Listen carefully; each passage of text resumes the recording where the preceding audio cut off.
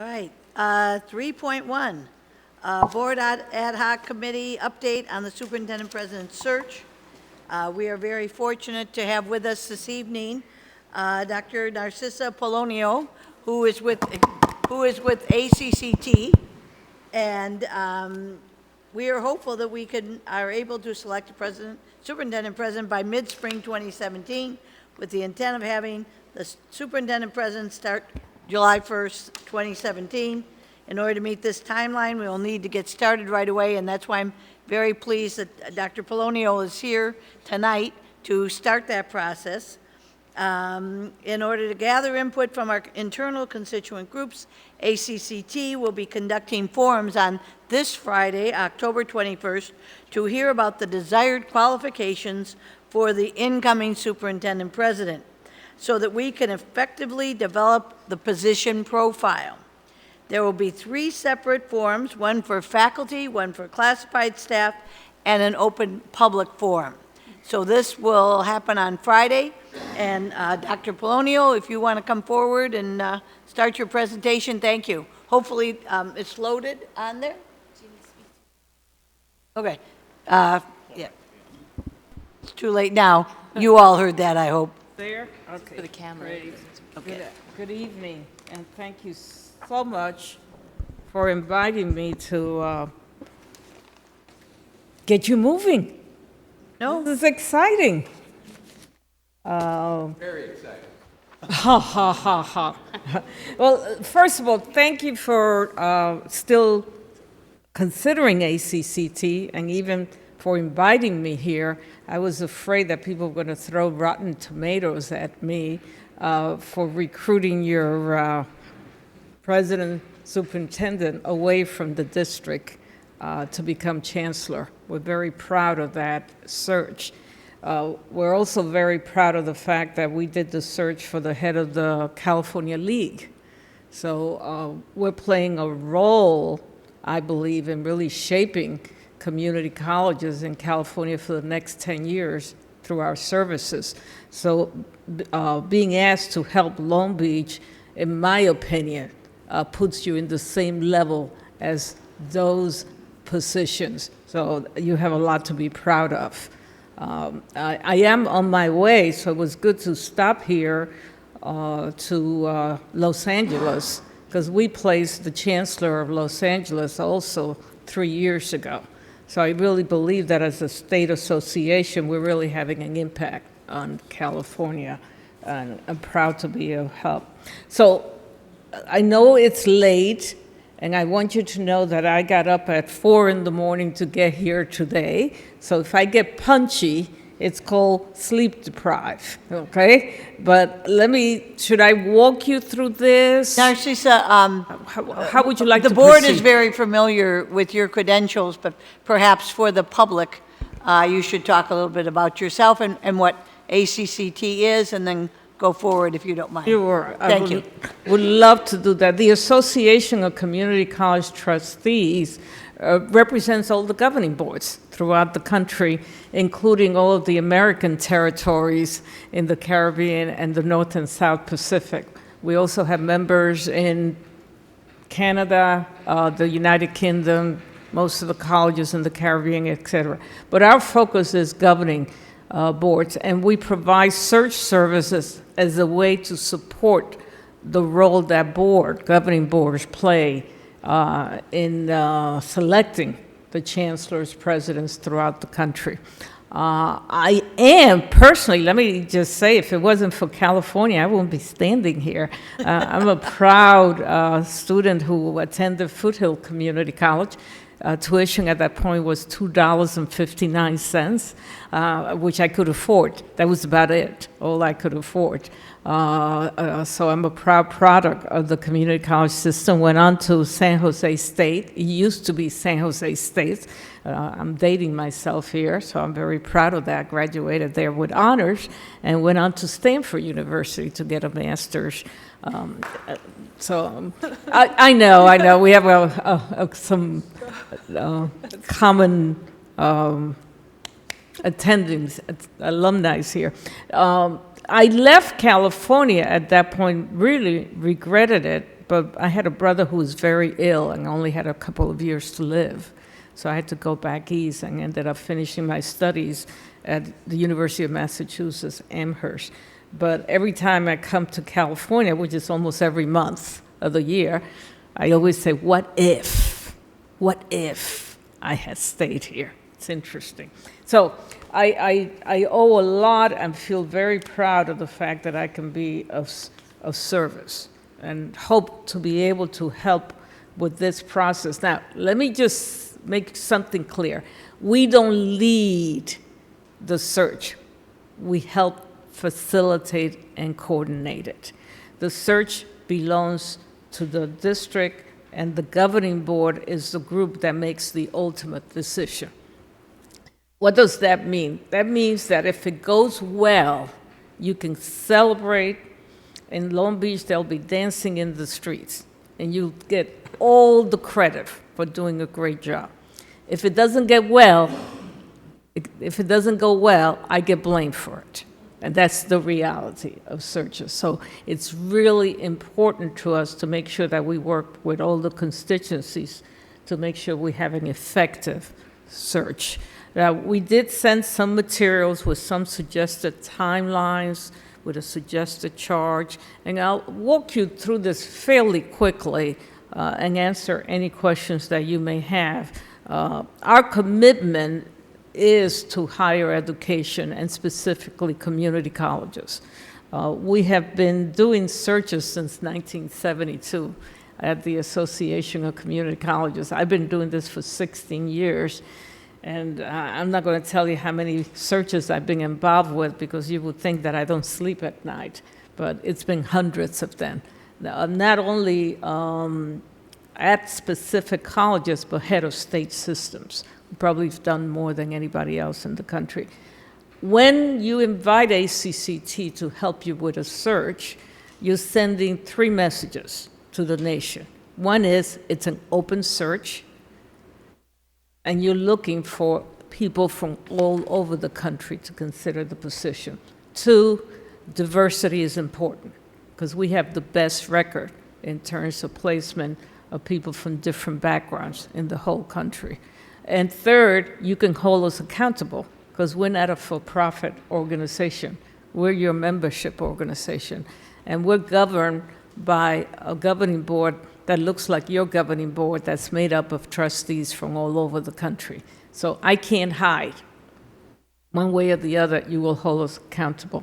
What we try to do is assist you in every step, and what we try to do is almost serve as staff to the board, the search committee, while respecting the fact that you do have an HR office, that you do have administrators here, that you have public information officers. So what we try to do is coordinate as closely as possible with the college staff. But here's a principle that we believe. You're the expert on your own culture and on your best interests. We're here to provide a service. We're not here to remake you or contradict what is important to you as an institution. So you will see us asking a lot of questions about what fits you, what's in your best interests, et cetera. We help every step of the way, not only organizing, planning it. What I hope to work on Friday is developing the profile that will fit you, and it's done organically. We stand in front of all the groups with a pad, an old-fashioned, not an iPad, a pad, and just write everything that we hear from everybody that comes to speak to us. And what we're trying to do is get a sense of what's important for the institution. So that's how we develop the profile. We help you with marketing strategies, and we supplement all of your advertisement, et cetera, to get the message out.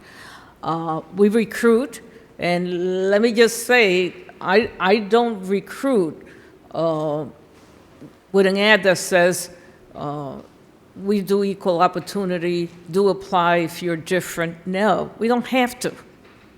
We don't have to, because as soon as people know we're doing the search, they're going to call us and talk about and ask us questions. We do help you evaluate the candidates, and we'll talk more about how we screen and the extensive background checks that we do. I do believe, even though most people in higher education are rather boring people, in the sense that we're committed to ideas and the transfer of knowledge, so we don't do outrageous things usually, but it doesn't matter.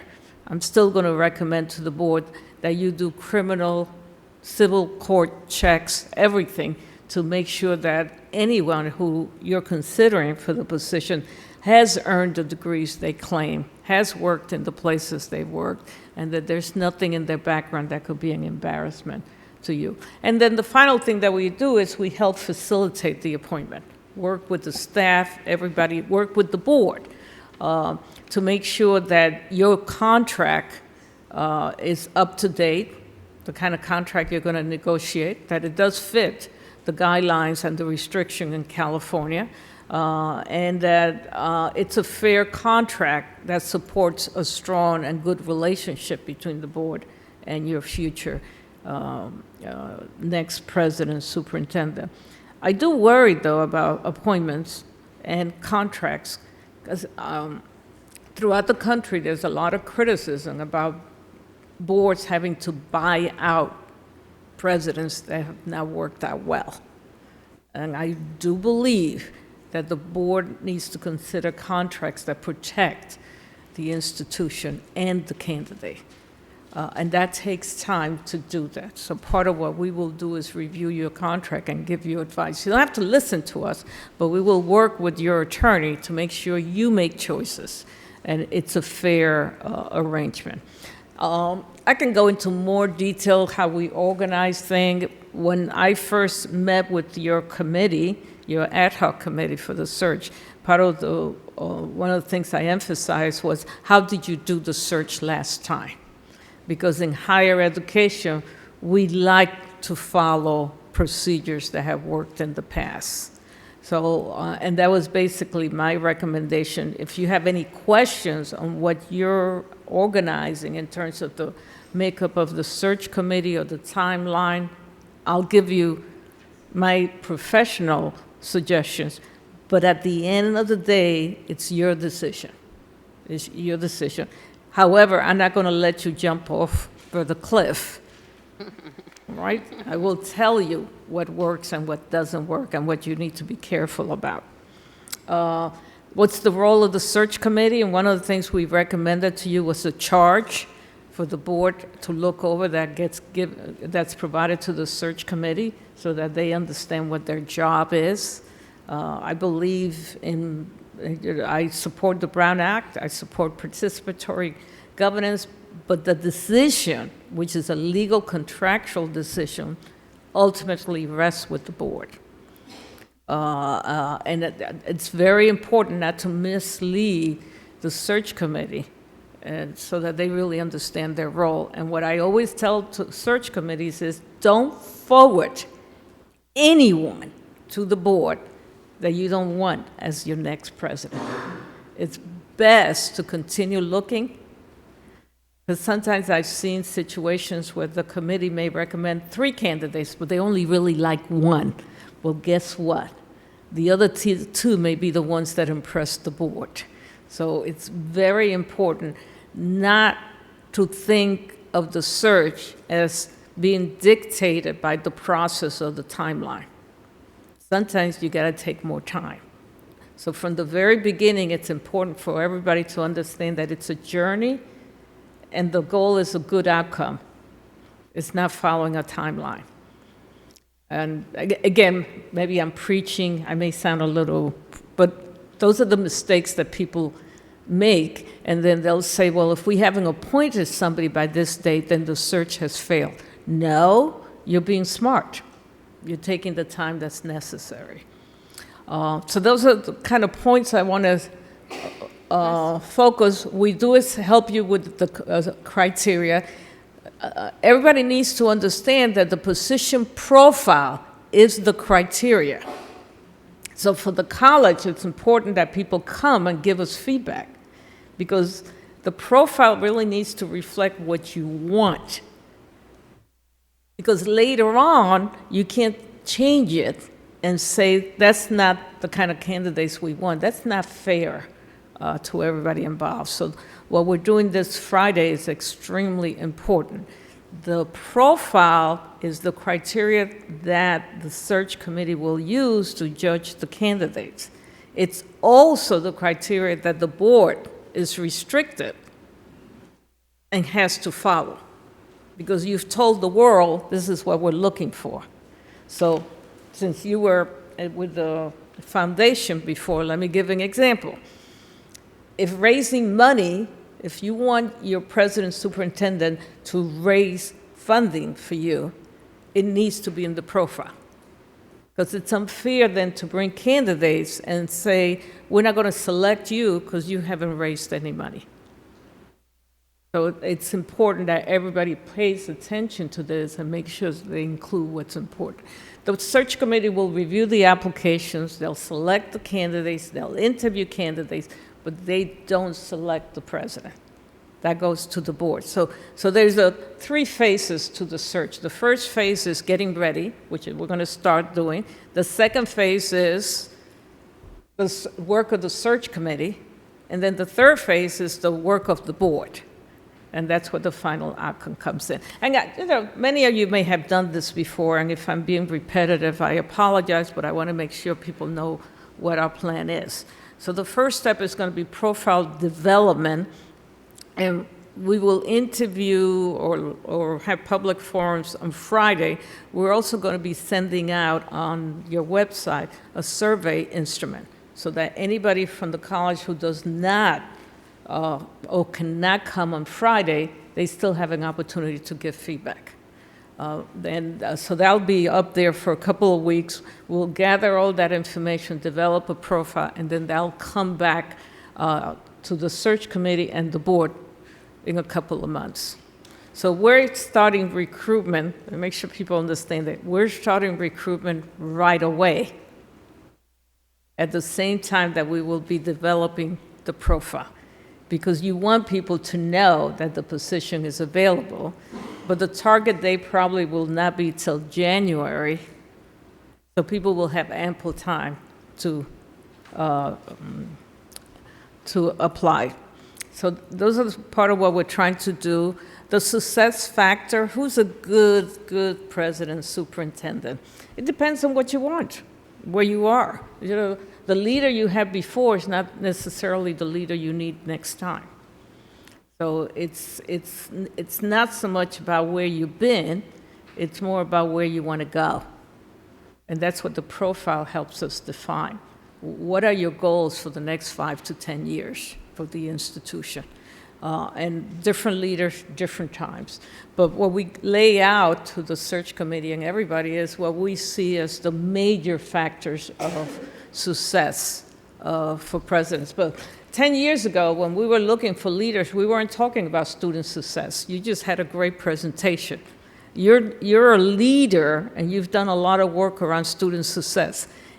You don't want a president who doesn't have a track record in student success. So that's an example of what I mean when I say different leaders for different times. So you want somebody who's ahead of the curve, who's going to help you to get to the next level, not somebody who's going to come and learn the job because they haven't been involved in student success. So that's just an example. One of the things that we really work hard to achieve is transparency and communication. So we work as staff for the board, and we'll be drafting correspondence from the board to the whole institution, and also correspondence from the chair of the search committee for the whole institution. So we try to put out a regular progress report just to keep people informed. I have 2 rules that I typically try to follow. One is over-communicate, because everybody needs to know. I don't want you to hear about the search from the grapevine. I want you to be able to go to the website anytime you want and know where we're at, because it's a process. There's nothing confidential about that. The second thing that I really, really believe in is stay ahead of the game and try to avoid mistakes. That if something's not working, be open about it and make the adjustment. The other final thing that we will help the board in the final stages is if they want us, we will also help you with the negotiation with the candidates. That means, just for people to know, that we will have a lot of information on the individual's current salaries, compensation package, family expectations, et cetera, et cetera, et cetera. And that information can be shared with the board so that the board is in a stronger position to negotiate. We also look at all the comparable institutions and where do you fit in terms of what's an appropriate compensation package for this board to consider. We have a timeline that we're proposing, and October 21st is this Friday. Excited about that. So we'll hear from everybody about what's going on. What we're suggesting is that the search committee be convened around December 5th for training and clarification. And at the same time, the profile then will come to the board for final review. We can post a draft of the profile out there to give some guidance to the candidates, but it won't be finalized till later on. And then we targeted January 18 as a target date for application, not a deadline. Okay, there's a difference. As long as you say it's a target date and you make it clear that the position remains open till fill, that means you can still continue to look at candidates, which means you don't have to close down the search. You can continue extending till you have the right candidates that you want to look at. So that gives you a lot more flexibility. If you post it as a deadline, then you have to meet that. And if you don't get the results you want, you have to close it down, and then you have to start all over again, which means it gets very expensive and unfair to the district. So what we're thinking about is the search committee getting together in February to do their work. Now, there are different ways that could be designed.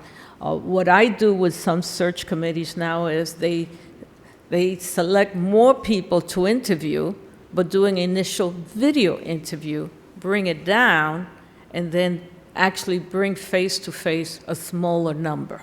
So I've had cases where the search committee, through video, has interviewed up to 14 people, because that's a lot easier to do and doesn't break the bank. And then from there, they may bring 7 that they actually interview. So what I do is present those options to the search committee, and then they can decide whether they want to do that or not.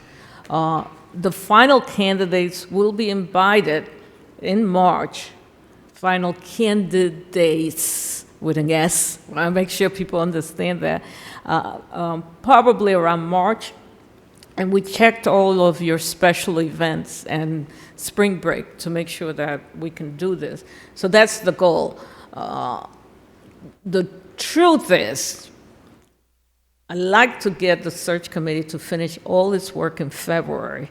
Then we can turn it over to the board. Because if you get past March, then you're behind all the other searches that are taking place in the country. So, and you want to get your first choice candidate. You don't want somebody else to walk away with your candidate at all possible. So that's what this takes into account, the academic calendar, but also making you as competitive as possible. So what I want to say to the board, if you were planning to get married, get your kids married, run away, or even die, just don't do it in March, because we need the whole board. Okay, so, and we're going to need maximum flexibility from the board members at that point. Because once the search committee has done its work, the institution is anxious. They want to know what's going to happen. So you can't really keep the institution waiting. But more important, the candidates will move on. That's just the reality. So that was my little presentation. I hope I didn't bore anybody. Candidates will ask me 2 questions. The first question they will ask me is, what happened to the previous president superintendent? Okay? We threw them in the back somewhere. I'll lie. I promise, I'll lie. The second question they ask is, what's the board like? Is this a board that you can be successful with? All right? So when you work with ACCT, we're going to be very honest with you as a board and say, you need to fix some things. You need to come together. So I see the search process as a way of building up the board and becoming more collaborative, because this will be your appointment. And if the board is not unified, there's a greater chance that you will not get the candidate you want. Because why would somebody want to put their career on the line if the board is not unified? That's the reality. So Long Beach has a great reputation. I know a lot of people who are already talking to me who are very interested in the position. And that's great. But they're going to be reporting to the board.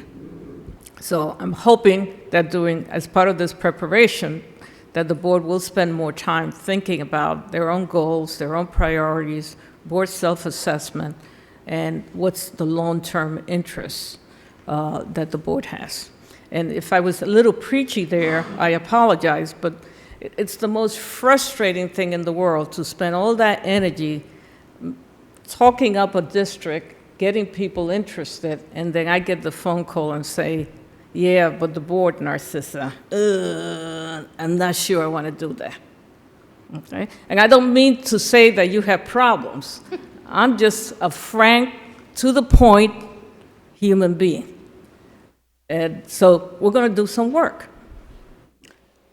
because you want the best and you want to keep moving forward. And I think the faculty, the students, everybody in the institution deserves a great leader. And if I'm being disrespectful, I apologize, but that's what you're paying me for, to be honest and frank. Okay? Okay, All thank right. you. Thank you. No, Question? Thank you, Narcissa, for being here. You've got one terrific board member here, the newest one. The innocent one. I can't speak for everyone else, but I actually have just one question. I have several questions on the document that's included in our agenda about Yes. the actual selection committee, but we'll get to that. Yeah, I not have yet, yeah. just a question about your presentation. I didn't see on there anywhere where you mentioned when the job would actually be posted or advertised or public. Has that already happened? Well, we've already started talking about it, but no, it will be posted on Monday. So today we're on October 18th. Friday we've got the forums, and then nothing happens until December 5th. But I think that the job should be, somewhere. I don't know, a headhunting website or something. Well, should let have me a- clarify, because we just had our annual meeting in New Orleans, where we had about close to 2,000 community college trustees, president, et cetera. Your position was posted at that already. So it's already out as it's coming. So that message has been going on already. Can I have a copy Let her answer. of that? Or I like, don't think she was done answering. I just want to see it, see Yeah, how yeah. it's being worded, Yeah. how it's being presented to the The public. formal advertisement, maybe you could pass this out. Yeah, the committee meeting This is first. a draft All they're saying is that- advertisement that we work directly. But understand this, the formal advertisement is done with your HR office and your public information officer. So they do this for the institution, it's part of their jobs. So we will work with them to decide which publications it's going to be posted on, et cetera. And the goal of the advertisement is simply to let the world know that you're looking. That's it. That's all it does. The real information for the candidates will reside in your website and my website, and then them reaching out to us directly. Thank you. Is that helpful? Okay. Thank you. All right. Is Trustee Malou finished? Let me speak and then you. Are you finished? Yes, thank Okay. you, sorry. Yes, thank you. Hi, Narcissa. Hi. Good to see you. Great to see you guys. You went to my institute. I was like, oh. Yes, we did, and it was a pleasure. You're as spunky as always, and we love you for that. Brutal honesty works very well with us. Funky. I think this is the first time I've been called that. Yeah, you're quite spunky. I think it's the DC flavor that you're bringing to town. We certainly appreciate it. And one of my questions is, before getting started on your presentation, are we going to get any update on the interim president, superintendent? Is that coming up? Or what's the process for That's all that? coming up. Okay, good. So we're triggering this before the interim. That is correct. Okay. Yeah, and I have questions on that, but let me ask you a question on your slides. You mentioned that you facilitate. Right. So does that mean you can't be the chair or facilitating the selection committee? Let me answer that this way, okay? The search belongs to you. You have brilliant people in this institution. Why would you appoint an outside person to be chair? Because it's a conflict of interest to have an insider chair and facilitate. That's why we're hiring an outside consulting team. And in my humble opinion, and I think last time it was someone outside, and it was the search firm that facilitated it, according to information I've received. But Okay. that's Now, one thing. I've done that before, I want Okay. you to know, but the traditional model is that you have somebody internally. If you want to do that, then my suggestion would be that you may want to have co-chairs.